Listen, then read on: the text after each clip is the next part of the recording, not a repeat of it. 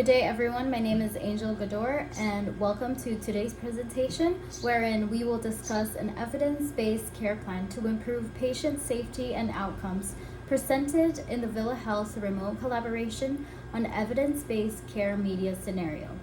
I will also explain how I used a specific evidence-based practice model to help me develop my care plan, as well as discuss the benefits and strategies in mitigating the challenges of remote interdisciplinary collaboration to improve patient outcomes. In the presented scenario, Caitlin, a 2-year-old female patient, was brought to the emergency room with difficulty breathing and a fever. It was noted that Caitlin had a meconium ileus at birth and was admitted 2 months ago with pneumonia. Subsequently, she was admitted as she was diagnosed with cystic fibrosis, a chronic disease that needs regular treatments and lifelong management. Because of this, interdisciplinary team collaboration is critical in Caitlin's care management. This will involve the pediatrician, health nurse, nutritionist, respiratory therapist, and social worker. A few challenges are evident in Caitlin's situation. The family lives far from the hospital, and both parents are busy with work, which makes regular visits harder. And they also have limited resources as the dad just started working. Telemedicine and remote collaboration now becomes crucial to make care management possible. Evidence-based care plan. Cystic fibrosis is a genetic condition that affects individuals' protein in the body. This faulty protein affects the body's mucus cells and glands that protects the airways and other organs and tissues. People with cystic fibrosis have thick, sticky mucus that can lead to blockage, infections, and damage to the lungs and pancreas, making it inflamed. Symptoms and severity may differ from each individual.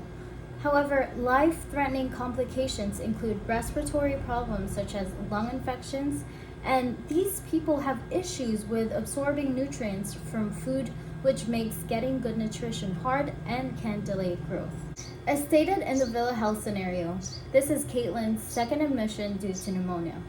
Her pediatrician prescribed her chest physiotherapy and nebulizer treatments. Providing patient education to Caitlin's mother on the proper use of a nebulizer is essential to get the treatment's benefits, and properly checking the medication, ensuring it's not damaged nor expired. According to Richards et al. 2022, emphasis on cleaning the nebulizer effectively must be done as bacteria can grow inside it, which can lead to recurring respiratory infections. Caitlin's mother also expressed her concerns about performing the proper chest physiotherapy, which has been very important in helping Caitlin facilitate the removal of secretions. According to Morrison and Milroy 2020, devices such as high-frequency chest wall oscillation or the HFCWO is an effective device that mobilizes mucus. It incorporates oscillating motors that creates pressure waves that targets the lungs' lobes, facilitating airway clearance like manual chest physiotherapy. This device will be helpful for Caitlin's situation. Along with antibiotics and pancreatic enzymes prescribed for Caitlin, probiotics help reduce pulmonary exacerbations and intestinal inflammations. According to Ray et al. 2022, adding probiotics could increase the secretion of digestive enzymes that boosts immune system properties.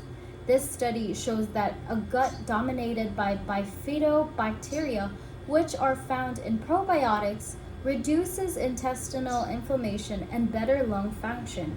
The study claims that probiotics may help manage cystic fibrosis. Evidence-based practice model.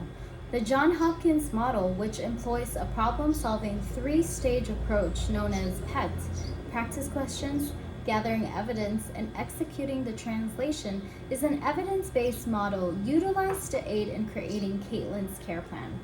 With the use of Pickett, a question was formulated, credible sources were analyzed for relevancy and effectivity in treating CF, and finally a plan was implemented.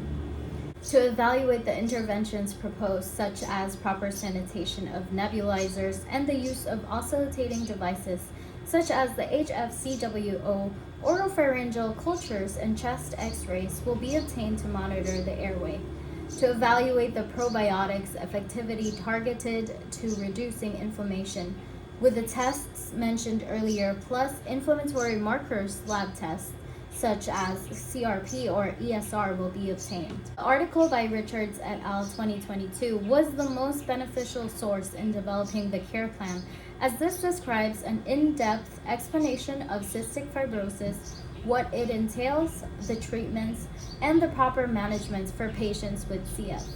This source is up-to-date and accurate, and all articles from BMC Health Services Research are peer-reviewed. Benefits of remote collaboration. Telemedicine was utilized in the Villa Health scenario since the family lived an hour drive away from the hospital, making it harder for them to go to the hospital. Patients will benefit from telehealth in a couple of ways. According to Halim et al. 2021, it is easier to access medical help when necessary without sacrificing time and being discouraged by the distance. Telehealth costs are less than in-person visits. Patients are less exposed to pathogens in the hospital, and seeking online psychiatric support is more accessible, increasing patient satisfaction from telemedicine. For healthcare staff, there are fewer no-shows, and providers can keep up with a patient's health assessments and provide them with what they need as soon as possible, preventing any complications and aiding in positive patient outcomes. Remote collaboration within an interdisciplinary team improves communication and work relationships. Efficient use of time is evident as they can accessibly meet with the other team members when necessary and enhance patient safety and experience. Conclusion. Cystic fibrosis is one of the few complex disorders wherein interdisciplinary collaboration is vital. To aid in creating a care plan for patients with CF, the Johns Hopkins model was utilized. Telehealth benefited Caitlin and her family by providing accessibility to seeking advice and voicing out their concerns for the child. With this care plan carried out, Caitlin's treatment will succeed. Thank you.